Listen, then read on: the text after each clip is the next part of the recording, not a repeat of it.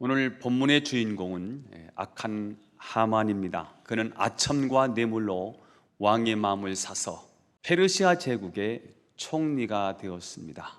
그야말로 사람들이 모두가 부러워하는 최고의 권력, 부와 명예를 한 손에 거머쥐었습니다. 특별히 오늘은 왕비가 왕을 위한 잔치를 베풀면서 유독 여러 신하들 중에 하만만을 특별 초대를 했습니다. 하만은 자신이 왕과 왕후의 특별 대우를 받고 있다는 사실에 대해서 너무 자랑스러웠습니다. 12절을 읽어보겠습니다. 12절 시작. 또 하만이 이르되 왕후 에스더가 그 베푼 잔치에 왕과 함께 오기를 허락받은 자는 나밖에 없었고 내일도 왕과 함께 청함을 받았느니라. 많은 신하들 중에 특별 대우를 받습니다. 그만큼 왕이 총애하는 사람이 됐습니다. 이 사람은 페르시아 사람이 아닙니다. 페르시아 제국 본토 사람이 아니라 아말렉의 후손 아각 사람입니다. 그런 이방 사람이 이런 엄청난 복을 누리고 있다면 그는 평생 죽을 때까지 매일 감격하면서 감사하면서 살았어야 되고요. 남을 베풀면서 나누면서 살아도 부족한 사람입니다. 하지만 그렇게 모든 것을 다 가진 그가 아무것도 아닌 일, 즉 모르드게가 인사하지 않은 것 하나 때문에 모든 기쁨을 다 쏟아버리고 분노에 사로잡혔습니다. 9절 말씀을 읽어보겠습니다. 시작. 그날 하만이 마음이 기뻐 즐거이 나오더니 모르드게가 대궐문에 있어 일어나지도 아니하고 몸을 움직이지도 아니하는 것을 보고 매우 노하나. 자, 하만은 자기에게 절하는 그 수많은 사람들 가운데 그 한 사람 모르드게가 절을 하지 않자 몹시 화가 났습니다. 아니, 왕도 자기 손에 놀아나고 있고 왕비도 잔치를 벌여서 자기를 초청해서 잘 보이려고 하는 이 판국에 이 모르드게라는 놈이 도대체 뭐라고 감히 이 하만에게 절하지도 않고 몸도 움직이지도 않아. 그러면서 몹시 기분이 상해 있었습니다. 분노를 잠재울 수가 없었습니다. 너무 화가 나서 이 분노를 어떻게 주체하지 못하던 하만은 자기 아내 세레스와 자기 친구들을 불러서 이 문제를 상의합니다. 아니, 내 가슴이 지금 부글부글 끓는다. 이 하만이라는 놈 하나가 내 마음을 이렇게 아프게 한다. 어떻게 하면 좋으냐? 그랬더니 그들이 이렇게 대답을 합니다. 14절에 나와 있습니다. 읽어보도록 하겠습니다. 시작. 그의 아내 세레스와 모든 친구들이 이르되 높이가 50규빗 되는 나무를 세우고 내일 왕에게 모르드게를 그 나무에 매달기를 구하고 왕과 함께 즐거이 잔치에 가소서 하니 하만이 그 말을 즐기며 명령하여 나무를 세우니라. 무슨 얘기하는 거지요? 12월 13일까지 갈 필요가 없다. 당신이 화가 났다는데 11달을 기다려서 처리할 필요가 없이 당장 높은 장대를 달아서 하만을 거기에 죽여서 매달면 되지 않느냐? 죽이자는 거. 그래서 하만은 왕의 허락을 받기도 전에 50규빗이나 되는 장대를 높이 세웁니다. 50규빗, 한 규빗은 손끝에서 팔꿈치까지를 한 규빗이라고 말하는데 50규빗, 45cm에서 50cm를 정도 계산하는데 쉽게 그냥 50cm라고 보면 50규빗이니까 몇 미터 정도 돼요? 25미터 정도 되는 높은 장대를 세운 거예요. 거기에 자기를 화나게 하는 모르드게를 매달겠다는 거죠. 왜요? 모두가 다 볼 수 있는 높이니까요. 자, 그러나 우리는 그의 결론을 너무나 잘 알고 있습니다. 모르드게를 달아 죽이기로 한 그 나무에 결국 자신이 달리고 마는 것입니다.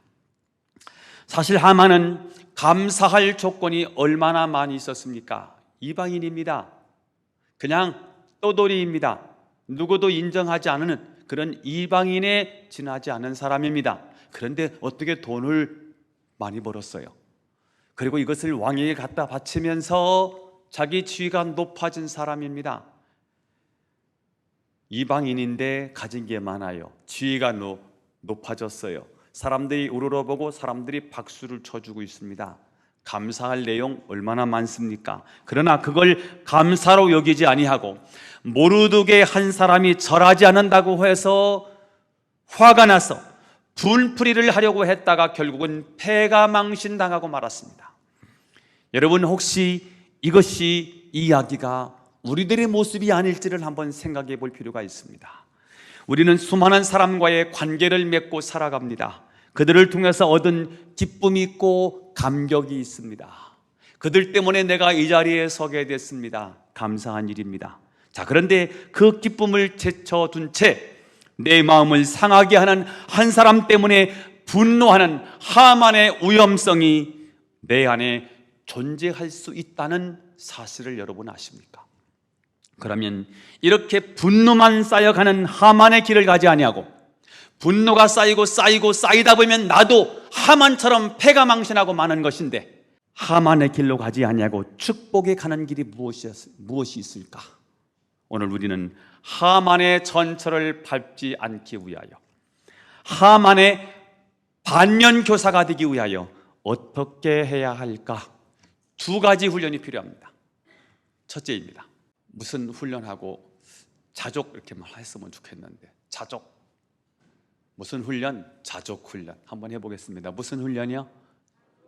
자족 훈련. 13절을 읽어보겠습니다. 13절 시작.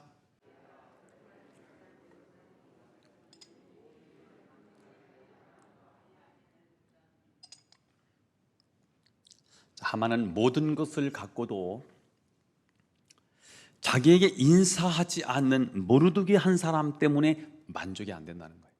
10개를 다 가졌는데 한 개가 없어서 기분 나쁘다는 거예요. 다 가졌는데 100개 중에 하나가 없어요.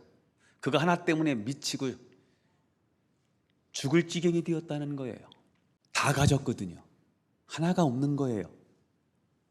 하만은 있는 것에 만족하지 못하고 없는 것 때문에 화가 난 거예요. 여러분, 왜 이렇게 되었을까요? 만족할 만한 것 같은데 왜 만족이 안 될까요? 이 정도면 자족할 수 있을 것 같은데 왜 자족이 안 되는 것일까요? 하만의 문제일까요? 하만만의 문제일까요? 그렇지 않습니다. 이것이 인간의 본성입니다. 이것이 바로 인간이 가지고 있는 하나님을 떠난 인간의 죄성입니다. 우리는 잘 살고 수준이 높으면 만족할 것 같습니다. 그러나 그렇지가 않습니다. 잘 살고 수준이 높으면 교만해져서 나보다 못한 사람을 무시하고 깔봅니다. 그리고 우리 안에는 나를 좋은 사람이라고, 괜찮은 사람이라고 자랑하고 싶고 뭔가를 하면 자기가 했다고 과시하고 싶은 욕망이 우리 안에 있습니다. 누구도 빼놓을 수 없습니다. 다 그렇습니다. 훌륭한 인격을 가지고 있던데요, 그 사람도 역시 가지고 있는 거예요. 왜요? 그게 인간이 가지고 있는 본능이기 때문이에요. 드러내고 싶고 자랑하고 싶은 허영심이 다 우리 안에 있거든요. 이게 여자보다 남자가 더 강하지요. 그래서 우리는 저 정도면 만족할 것 같은데 사실은 더 많이 갖고자 하는 탐욕이 있는 것입니다. 그래서 아무리 잘 살아도 자족하는 것이 쉽지가 않습니다. 그러면 수준이 낮으면 만족할까요? 그것도 그렇지 않습니다. 나보다 나은 사람들을 부러워하면서 시기하고 질투하는 마음이 우리에게 있고요. 생활이 어려운 것에 대한 두려움이 있기 때문에 더 많은 것을 소유하고자 하는 탐욕이 있게 마련입니다. 그래서 잘 살든 못 살든 자족하기가 어렵습니다. 그래서 자족하는 것은 훈련이 필요하더라고요. 훈련은요 그냥 되지 않고요, 아픔이 동반되고요. 훈련은 같은 일을 반복하는 일이에요. 운동한다고 할 때 운동이 훈련이라고 하잖아요. 운동 훈련이 되는 이유가, 훈련이 되려고 하면 어떻게 해야 훈련이 됩니까? 같은 일을 계속해서 반복할 때 훈련이 되더라고요. 그래야 근육이 생기고요, 근육이 있을 때 힘이 생기지 않습니까? 자족도 훈련이더라고요. 만족하는 것도 훈련이 되어야 되겠더라고요. 자족의 대명사 사도 바울을 이야기할 수 있을 거예요. 사도 바울이 빌립보서 4장 11절에 이렇게 말했습니다. 시작. 내가 궁핍함으로 말하는 것이 아니니라. 어떠한 형편에든지 나는 자족하기를 배웠다. 오늘 사도 바울은 어떠한 형편에 처하든지 내가 자족하기를 배웠다고 말하고 있습니다. 여기 자족이라는 말은 주의 환경이나 형편에 예속되거나 지배되지 아니하고 어떤 생활 형편에든지 스스로 만족한다고 하는 말입니다. 사도 바울이 이게 됐다는 거예요. 만족했다는 거예요. 자족했다는 거예요. 어느 정도예요? 12절에 나와 있어요. 12절 말씀을 한번 읽어보겠습니다. 시작.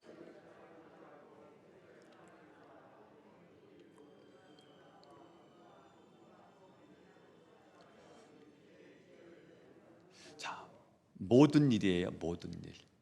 비천에 처할 줄도 알고 풍부에 처할 줄도 알아요. 모든 일, 곧 뭐예요? 배부름과 배고픔, 풍부와 궁핍에도 처할 줄 아는 일체, 모든 일체의 비결을 배웠다. 다시 말하면 사도 바울은 이렇게 높은 생활에도 낮은 생활에도 자족하는 삶을 배웠다는 거예요. 자, 그러면 오늘 사도 바울은 어떤 형편에도 처할 줄 아는 이 자족의 비결을 어떻게 자족의 삶을 살 수 있었을까? 답이 13절에 나와 있어요. 시작. 내게 능력 주시는 자 안에서 내가 모든 것을 할 수 있느니라. 자, 빌립보서는 옥중서신입니다. 감옥에서 기록했다는 거예요. 자, 그러니까 사도 바울은 분명히 어디 있었습니까? 감옥에 있었습니다. 그러나 그는 감옥에 있다고 말하지 않고요, 내게 능력 주시는 자 안에, in Christ, 예수 안에 있다는 거예요. 능력 주시는 주님 안에 있다고 고백을 했습니다. 그분이 누구예요? 감옥에 갇혔는데 감옥보다 더 큰 분이에요. 세상 의학으로 치료할 수 없다는데 그 질병보다 더 크신 분이 우리 주님이세요. 우주를 만드셨는데 우리는 우주 안에 있지만 그분은 우주보다 더 크세요. 우주는 피조물인데 피조석에 갇혀있는 분이 아니라 우주 밖에 계신 우주보다 크신 분이세요. 그래서 사도 바울은 지금 환경이 바뀐 게 아니에요. 여전히 감옥에 있는 거예요. 그런데 그는 능력을 받았다는 거예요. 어떤 능력을 받았습니까? 모든 일에 배부름, 배고픔, 풍부, 궁핍에도 처할 줄 아는 일체의 비결을 배웠다는 거예요. 어디에서 말입니까? 감옥에서요. 감옥에서 다들 감옥이라고 생각했는데 사도 바울은 아니라고 보는 거예요. 나는 주님 안에 있다고 보는 거예요. 능력 주시는 자 안에 있다라고 말하고 있는 거예요. 환경이 안 바뀌었어요. 환경은 그대로이지만 내게 능력 주시는 자 안에서 내가 모든 일을 할 수 있다고 말하는 것입니다. 그러니까 여기 모든 일을 할 수 있다는 말은 탁월함이 아닌 초월의 능력, 자족의 능력을 말하고 있습니다. 굉장한 능력입니다. 우리는 보통 오늘 본문에 이 능력을 어떤 능력으로 봐요? 탁월의 능력으로 보는 거예요. 그런데 이 능력은 탁월의 능력이 아니고 자족의 능력이라고 말씀하는 것입니다. 자, 그런데 우리는 이런 초월의 능력을 자꾸 탁월함으로 해석합니다. 1등, 실패가 없는 삶으로 해석을 하는 거예요. 그러다 보니까 부작용이 굉장히 많아요. 몇 년 전 초등학교 1학년 때부터 전교 1등을 놓쳐본 적이 없는 이 학생이 고등학교 2학년 때 전교 2등을 한 거예요. 이것이 이 여학생에게는 굉장히 충격이 됐습니다. 결국 이 학생은 이를 견디다 못하고요, 결국 투신해서 자살을 하고 말았습니다. 이 학생의 문제가 무엇입니까? 탁월함이에요. 1등만 추구하다 보니까 2등은 상상할 수 없게 되었습니다. 보통 사람들에게는 2등도 사실은 꿈의 등수 아닙니까? 이 여학생이는 2등이 견딜 수가 없는 거예요. 왜요? 탁월함만 추구했기 때문이에요. 우리 그리스도인들이 그런 거예요. 주님의 능력 그러면 탁월함만 생각해요. 신앙이 퍽퍽 넘어지는 거예요. 사도 바울은 감옥에 가면 안 되는 거예요. 탁월의 능력만 얘기하니까요. 그런데 사도 바울이 복음 증거하다가요 감옥에 갇혔어요. 예수 믿으면 고난 오면 안 돼요. 탁월한 능력이니까. 그런데 초대교회 우리 믿음의 선배들은요 예수 믿는다고 손톱이 뽑혔어요. 눈알이 뽑혔어요. 톱으로 쓸었어요. 예수 믿는다고요. 이게 1세기 그리스도인들이 맞닥뜨린 현실이었어요. 내게 능력 주시는 자 안에서 모든 일을 할 수 있다. 그런데 이 능력을 자꾸 탁월함으로만 해석해버리니까 오늘 빌립보서 4장은요 탁월의 능력이 아니에요. 감옥에 갇혔다는 거예요. 내가 궁핍해서 이런 말 하는 게 아니야. 나는 자족의 일체의 비결을 배웠어. 없어도 괜찮아. 풍부해도 배고픔에도 궁핍해도 나 처할 줄 아는 일체의 비결을 다 배웠어. 왜? 감옥에 있지만 감옥에 있는 게 아니라 나는 능력 주시는 자 안에 있는 거예요. 저는 여러분이 이 믿음이 회복되기를 바랍니다.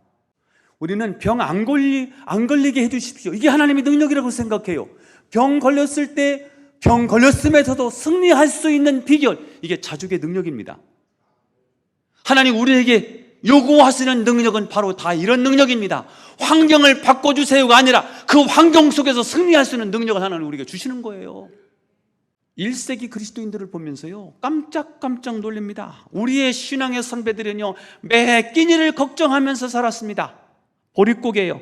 쌀떡이 떨어지는 그 상황 속에서도 하나님을 찬송하면서 절대로 빼앗기지 않는 이 평강, 환경을 초월하는 능력을 가지고 살았습니다. 우리는 지금 이에 비해서 얼마나 많은 것을 누리고 살아가고 있습니까? 그러면서도 날마다 상처받았다고 하고요. 누가 무슨 일을 해서 나는 마음이 상했다고 말하고요. 나는 날마다 연약하다고 말하고 연약해서 아무것도 못한다고 말하고요. 이런 알론 소리를 합니다. 여러분 그 이유가 무엇입니까? 오늘날 사람들이 추구하는 탁월함의 부작용 때문에 그렇다고 저는 생각합니다. 우리는 능력 주시는 자 안에 있다는 이 믿음만 있다면 이런 어려운 환경을 초월하는 자족의 능력을 갖게 될 줄로 믿습니다. 크로비 여사가 작시한 288장 아시지요? 찬송가 288장 주한의 기쁨 누림으로 마음의 풍랑이 잔잔하니 세상과 나는 간 곳 없고 구속한 주만 보이도다. 생후 6개월 만에 눈병이 생겨서 동네 병원 안과를 갔더니 잘못 치료해서 6개월 만에 실명을 했어요. 평생을 눈을 못 뜨고 사는 거예요. 근데 그 사람이 고백이에요. 뭘 고백하는 거예요? 주 안에 있음으로 기쁘다는 거예요.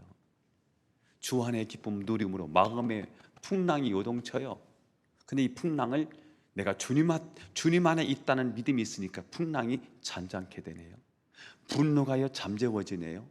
이것이 나의 간증이에요. 이것이 나의 찬송이라고 고백하는 거예요. 이 고백이, 이 찬송 288장의 고백이 저는 여러분의 고백이 될 수 있기를 축복합니다. 오늘 하만은 모든 것을 가지고도 자기에게 인상하지 않은 한 사람 때문에 만족하지 못하고 객기를 부리다가 비참한 말로를 맞고 맞았습니다.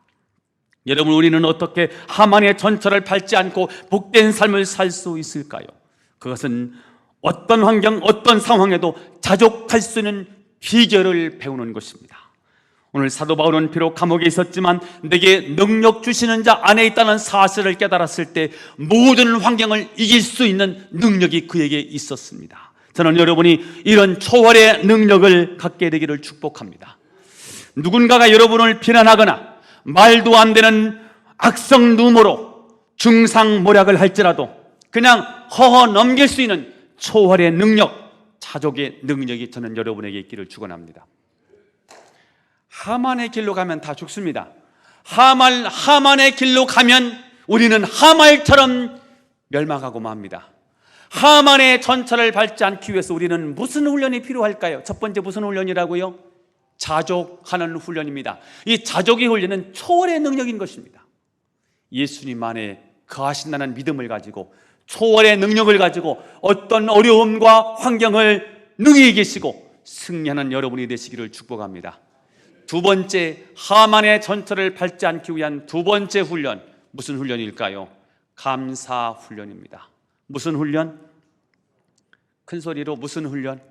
감사 훈련. 하만은 감사할 조건이 많았지만 그걸 감사로 여기지 않고 없는 것 하나 때문에 불평하고 분노하다가 불행을 자초하고 말았습니다. 여러분, 없는 것에 불평하지 말고 여러분이 가지고 있는 그것에 감사하며 사실 수 있기를 예수님의 이름으로 축원합니다. 우리는 능력, 기적 그러면 없는 것에서 찾기 때문에 찾고 어렵습니다. 그러나 하나님은 이미 우리가 가지고 있는 것들, 이미 만나고 있는 사람, 이미 다니고 있는 우리 교회, 이미 하나님이 주신 이 가정, 이미 하고 있는 일들을 통해서 하나님의 능력을 드러내기를 원하십니다. 여러분, 우리 모두 없는 것에 불평하지 말고 하나님이 주신 것으로 감사하시기를 축원합니다. 한번 따라서 하겠습니다. 없는 것에 불평하지 말고 있는 것에 감사하며 살자. 여러분 스스로 시작.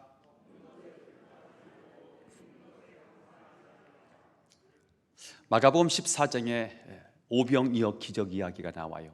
예수님은 초라한 도시락 하나를 손에 들고 감사하시는 내용입니다.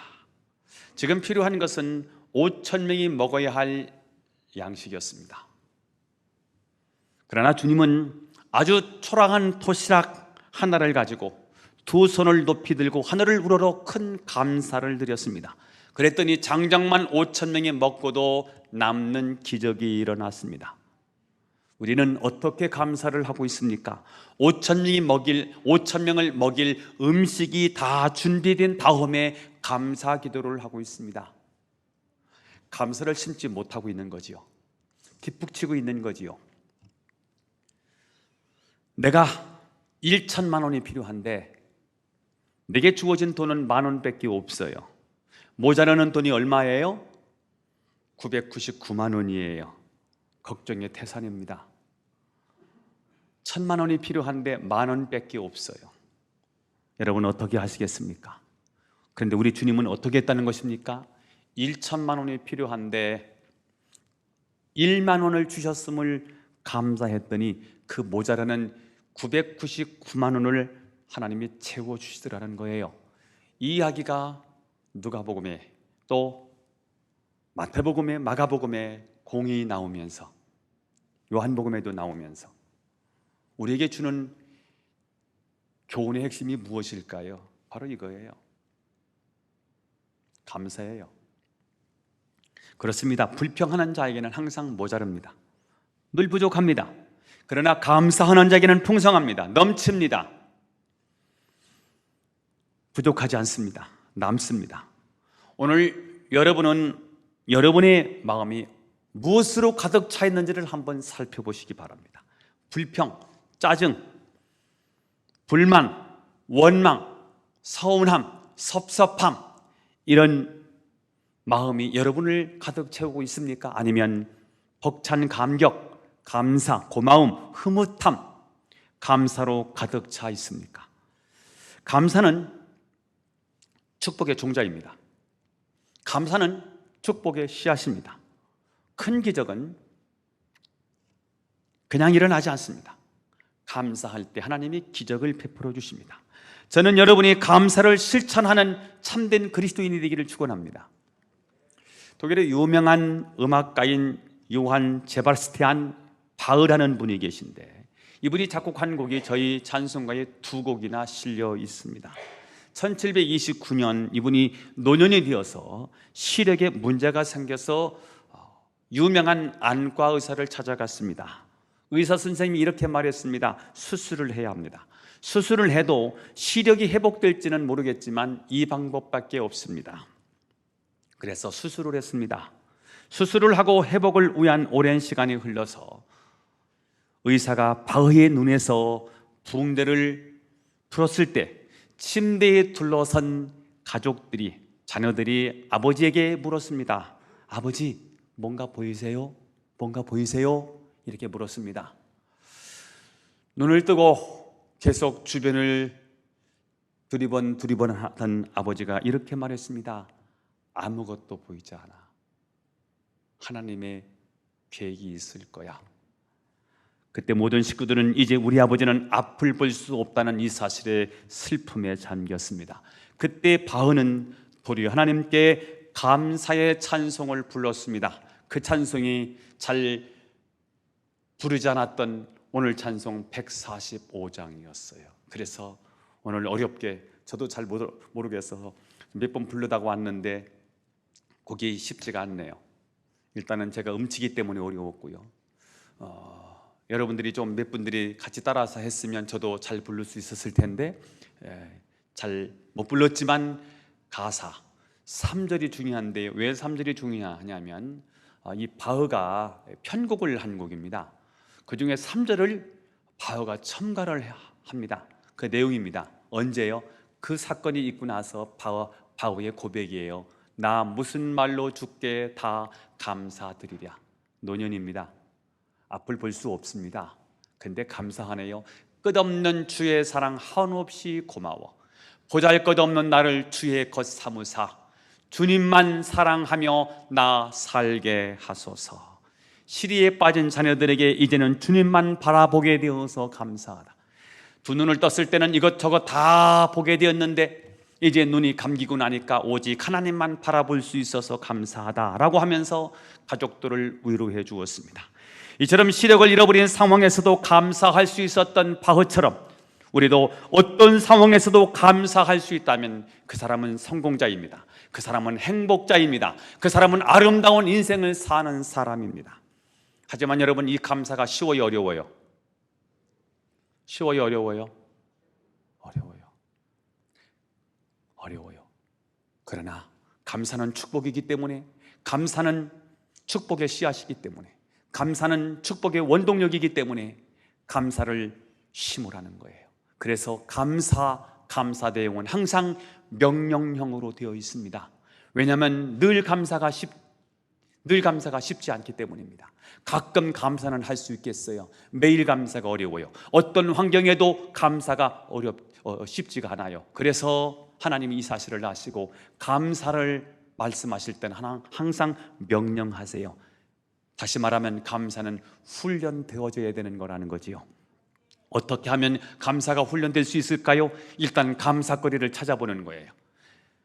무심코 지나다 보면 감사한 일이었는데 그냥 모르고 지나가는 일들이 많아요. 그러나 감사거리를 찾아서 감사한 일이구나 하고 감사를 실천하는 것입니다. 그러면 어떻게 감사거리를 찾을 수 있을까요? 그것이 하나님의 주신 복을 하나씩 세어보라는 거예요. 그게 찬송가 429장에 있어요.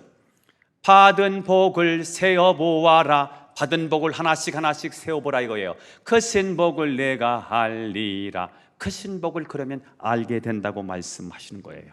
이렇게 감사거리를 찾아서 실천하면 기적이 일어난다는 거예요. 감사는 기적의 재료니까요. 저는 여러분 모두가 감사가 생활화되기를 바라고요. 습관적으로 감사할 수 있기를 바라고요. 작은 일에도 감사, 큰 일에도 감사할 수 있기를 바라고요. 지금 일에도 감사하고 묵은 일에도 감사할 수 있기를 바라고요. 그래서 여러분이 감사로 점철되고 감사가 생활에 되어 감사의 능력자가 되기를 주 예수 이름으로 축원합니다. 2013년 탤런트 김혜자 씨가 서울 남부교도소에 가서 수용자 400명을 대상으로 강연을 했습니다. 김혜자 씨가 강연을 하면서 1년 6개월 동안 감사 노트에 감사한 일을 1000가지를 적었는데 다 쓰고 보니 세상 보는 눈이 달라졌다고 전했습니다. 그러면서 수용자들에게 감사 노트를 써볼 것을 권면하면서 감사 노트 1000권을 그 교도소에 선물을 주었습니다. 그렇게 해서 서울 남부교도소의 수용자들이 감사 노트를 쓰기 시작했는데 그 후 이 남부교도소의 수용자들에게 아주 놀라운 일들이 벌어졌습니다. 수용자 중에 아주 잘 나가던 증권회사 사장님이 있었는데 그분은 증권거래법 위반으로 징역 7년을 선고받고 5년째 복역 중인 분이었습니다. 그분이 높은 지위에 있다가 하루아침에 감옥에 수감되었으니 얼마나 절망감이 컸겠습니까? 모든 것이 사라졌다. 그런 생각에 내 삶은 더 이상 아무 의미가 없다는 절망감에 사로잡혔습니다. 그러던 그분이 감사 노트를 쓰면서 마음의 변화가 일어났습니다. 그분은 감사 노트에 이렇게 적었습니다. 흙냄새 맡고 흙을 밟을 수 있어서 감사합니다. 매일 밥과 국이 뜨거워서 감사합니다. 여러분, 우리 중에 매일 뜨거운 밥 먹고 국을 먹는다면 감사할 사람이 있습니까? 무심코 지나갔지요. 잘 안 되지요. 훈련이 안 돼서 잘 안 되는 거예요. 밥 먹을 때마다 하나님께도 감사하지만 밥을 지어준 사랑하는 아내에게 감사하고 밥 먹는 분이 계신가요? 제가 볼 때는 누가 할 것 같으냐면요, 정유택 장로님이 하실 것 같아. 하고 계세요? 네. 서동석 장로님도 하실 수 있을 것 같은데 하고 계십니까? 네, 하고 계신답니다. 네. 저 위에 조중현 집사님도 감사하실 수 있을 것 같은데 감사하고 계시지요? 네. 우리 아들이 잘하더라고요. 홍성찬이가 밥 먹을 때 꼭 어머니 잘 먹겠습니다, 감사합니다 이렇게 먹더라고요. 저가 무한한 거예요. 그 중에 내가 있어야 되는 내가 빠지잖아요. 그래서 나도 고맙습니다 이렇게 밥 먹어요. 근데 계속 반복하면 우러나는 거죠. 마음속에 우러나는 거지 않습니까? 자, 그런가 하면 원망과 불평이 심해서 교도관 사이에서도 골칫덩어리였던 한 장기수가 있었다는 거예요. 그에게 감사 노트를 주자 내가 감사할 게 어디 있느냐, 지금 나 놀리느냐 이러면서 따졌다고 합니다. 그때 한 동료가 그러지 말고 한 개만 써봐. 이 동료의 권유에 그 사람도 감사 노트를 받았습니다. 처음에는 대단하고 거창한 것을 써야 되는가 보다 라고 생각해서 몇 개를 적지 못했는데 어느 날 그가 이렇게 적었습니다. 오늘 주임이 내 죄수 번호를 부르지 않고 내 이름을 불러줘서 고맙습니다. 이렇게 써놓고 자꾸 읽어보니까 정말 감사한 일이라고 생각이 들었다는 거예요. 그러자 그 다음부터 감사거리가 보이기 시작했는데 어떤 날에는 20개 정도 적고요, 20개 이상을 적는 날도 있었다는 거예요. 그분이 적은 감사 중에 이런 내용이 있습니다. 창문 한 기퉁이로 달을 볼 수 있어서 감사하다. 그럼 참 감동이 되지 않아요? 이 감사는 꼭 감옥에 가서 해야 되는 감사일까요? 이런 감사는 꼭 중환자실에 들어가서 감사해야 될까요? 평상시 그냥 우리가 감사가 익숙하고 감사가 생활화되고 감사가 체질화되어서 감사가 우리 언어로 자연스럽게 나오면 얼마나 좋을까요? 금년 추수감사절을 앞두고 여러분들에게 감사 노트 하나씩을 나눠드렸습니다. 주보지에 다 삽입됐는데 다 가지고 계시죠? 일주일 동안 매일매일 감사거리를 한번 찾아서 적어보자고요. 제가 목회 칼럼을 요 내용을 좀 한번 써봤거든요. 제 마음을 담아서 목회 칼럼을 한번 집에 가셔서 읽어보시고요. 좀 하다가 좀 중단했는데요, 한번 이번 기회에 하만 덕분에 우리 다시 한번 감사거리를 한번 적어보는 거예요. 일주일에 감사했던 내용뿐만 아니라 1년 전부터 그동안 감사했던 내용을 한번 적어보는 거예요. 구원받은 게 감사하지 않아요? 수많은 사람이 있어요. 인류의 수많은 사람 가운데 특별히 나를 하나님이 선택해서 뽑아서 나를 구원해 주시고 천국 백성이 되게 된 거예요. 감사해요? 감사하지 않아요? 당연하게 생각하지 마세요. 이거는 어마어마한 대가를 지불하고 하나님 우리에게 구원을 주신 거거든요. 그냥 뭐 당연한 거 아닙니까? 교회 다니면 구원받는 거 아닙니까? 그렇지 않아요. 당연한 게 어디 있습니까? 엄청난 희생의 대가가 치러진 사건입니다. 예수를 믿음으로 구원받는다는 거예요. 여러분 교회 다니다가 다 구원 받나요? 아닐 수 있잖아요. 근데 오늘 이 시간 여러분 다 구원의 확신은 있지요? 여러분 죽어도 다 천국 가는 건 맞습니까? 이거에 대한 확신은요, 예수님이 우리를 위해서 십자가에 못 박혀 죽으신 그 사건이 100% 내 죄를 위한 사건이고, 내가 가야 할 죽음을 그분이 대신 취했다고 믿는 것이고요, 내가 하나님의 심판을 받고 재앙을 받아야 되는데, 내가 지옥 가야 되는데 우리 주님이 대신 나를 위해서 지옥 가시는 거거든요. 그 엄청난 대가를 치르고 이 사실을 믿는 자에게 구원을 주시겠다고 말씀하시는 거예요. 이 사실이 믿어지기를 축복합니다. 그 구원받는 거예요. 구원이 얼마나 감사한 일입니다. 감사한 일입니까? 우리 지옥 갈 뻔했어요. 이 땅에서 이렇게 사는 거예요. 가진 자나 못 가진 자나 100년 살고요, 그 다음에는 어떡할 건데요? 영원히 남아있는데요, 영원히 살아야 되는데요, 그 영혼을 하나님이 책임져 주셨다는 거예요. 누구를 통해서? 예수님을 통해서. 예수를 믿었더니, 나는 그냥 믿었더니 구원을 그냥 덩달아 주셨어요. 은혜지요. 감사합니까? 감사하지요. 적어보는 거예요. 하나님 나를 구원해 주셔서 감사해요. 정말 내가 죄가 너무 많은데 이 죄를 용서해 주신 거 너무 감사해요. 나는 특히 요즘이요, 들키지 않은 죄가 얼마나 감사한지 몰라. 공감합니까? 나만 빨가벗으니까 나만 부끄러운가? 여러분, 들키지 않은 죄가 얼마나 많아요. 생각으로 했는데 이게 바깥으로 냈다고 생각해 보세요. 난 정치하는 분들 생각해 보면요, 큰 소리 치고 화를 내야 되는데요, 자기 신분이 있어서 못해. 그걸 교양이라고 말하잖아요. 교양으로 포장하고 지식으로 포장해서 그렇지, 우리 속에 있는 더러운 게 얼마나 많아요. 그런데 그걸 하나님이 포장해 주셔서 감춰 주셔서요, 사람들하고의 관계가 아무 문제가 없어요. 감사하지요. 아멘입니까? 감사하지요. 감사한 게 얼마나 많아요. 나 같은 게 뭐라고 목사를 시켜주었어요. 사람들이 목사라고요, 제 말을 들어주고요, 목사라고 존경해 주고요, 뭘 또 갖다 주고요. 요즘 교인들이요, 제가 사랑을 받아요.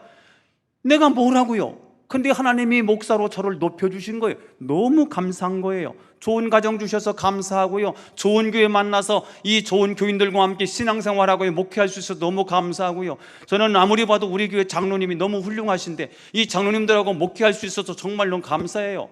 어느 교회는 장로님들이 담임 목사를 힘들게 해서 목회를 해야 될지 말아야 될지를 고민을 많이 한다는데 저는 너무너무 감사한 거예요. 감사하지요. 생각해보면 감사할 거리밖에 없어요. 어제도 제가요, 잠깐 잠을 깼어요. 아파서요. 진통제를 먹었나 안 먹었나? 먹었더라고요. 조금 있으니까 또 통증이 사라져서 잠을 잤어요. 진통제 없이는 전혀 못 견뎌요. 진통제가 딱 떨어졌는데 통증이 오잖아요. 내 진통제를 안 먹었구나. 그제서 진통제 먹으면 30분 동안 아무 일도 못합니다. 떼굴떼굴 든 겁니다. 이 접니다. 근데 이 시대에 진통제를 누가 개발했는지 얼마나 감사한지 모르겠어요. 제가 지금 57세입니다. 아십니까? 저보다 나이 어린 사람들은 머리를 숙일지어다. 머리가 안 샜어요. 가끔 요즘 새치가 하나씩 나오는데 굉장히 기분 나쁘네요. 건강해요. 다른 친구들은 다 머리 새서 염색 다 하고 살더라고요. 저는 염색 안 합니다. 요즘 제 머리가 이렇게 다 하니까 이렇게 볼만하지요. 제가 이 드라이 하지 않아 가지고 그냥 이 뻗적 머리 그냥 내버려뒀으면은 아이고 우리 목사님 이랬을 것 같은데요. 드라이가 있어서 얼마나 감사한지요. 볼만하잖아요. 고개 좀 끄덕끄덕 해주시면 좋을걸. 감사한 일을 찾아보니까 너무 많더라고요. 그래서 내 안에요, 감사가 풍성해서 돌아오는 거예요. 다음 주 느낌이 다를 거예요. 하나님에 대한 여러분의 마음이 달라질 거예요. 그 마음을 한번 들여봤으면 좋겠다 싶어요. 다음 주 한번 실천해 봅시다. 이름 쓰지 마세요. 이름 쓰지 마세요. 하나님 앞에 한다고 생각하시고, 다음 주는 어차피 돈 1,000원이라도 감사 주일이니까 감사할 거 아닙니까? 봉투에 다 적어가지고 오세요. 해보는 겁니다. 못 끝나 그러면. 자, 다음 주 순종하시고 다 써오십시다. 해보는 데까지 해보는 거예요. 나하고 약속이 아니고요, 하나님 앞에서 한번 나를 풍성하게 하기 위해서 하는 거니까. 그래서 이렇게 계속 하다 보면 나도 모르게 감사의 사람이 되어 있을 거예요. 감사는 신앙의 최고 봉우리예요. 저 사람이 신앙이 좋은지 신앙이 안 좋은지를 어떻게 구별해낼 수 있을까요? 감사를 보면 알아요. 아, 저 사람은 신앙이 좋구나. 근본 감사절은 원망과 짜증이 아니라 감사와 자족의 자리로 나아갈 수 있기를 바랍니다. 저는 우리의 가정이, 우리의 교회가 감사와 자족으로 아름답게 장식되는 축복이 있기를 주 예수님 이름으로 축원합니다. 기도드리겠습니다. 하나님 아버지, 감사합니다. 오늘 하만의 전철을 밟지 않기 위해서, 하만처럼 멸망하지 않기 위해서 우리는 두 가지 훈련, 자족 훈련, 감사 훈련 철저히 하게 하셔서 풍성하게 하시고 풍성한 우리의 심령을 보시고 하나님 축복하여 주옵소서. 예수님의 이름으로 기도하옵나이다. 아멘.